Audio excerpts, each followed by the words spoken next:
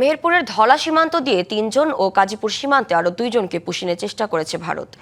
তবে বিজিবির প্রতিরোধের মুখে তাদের ফিরিয়ে নিতে বাধ্য হয় বিএসএফ।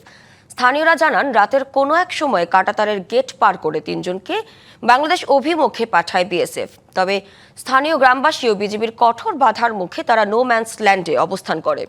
পরে তাদের আবারও ভারতে ফেরত নেওয়া হয়। ৩ জনের মধ্যে ২ জন পুরুষ ও ১ জন নারী।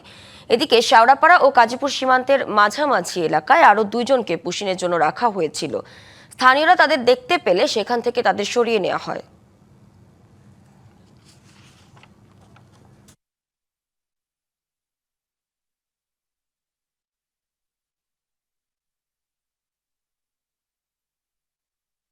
পাবলিক সহ বাংলাদেশের বিডিআর সহযোগী বিএসএফ এর কাছে দেওয়ার পরে তারা পার্কের নিচে নিয়ে গাড়িকে নিচে নিয়ে হালুয়া ভাবে যে জায়গা ভিত্তিক যে লোক পাঠাইছে, এতে তো আমাদের দেশের ভারসাম্য ক্ষতি হয়েছে।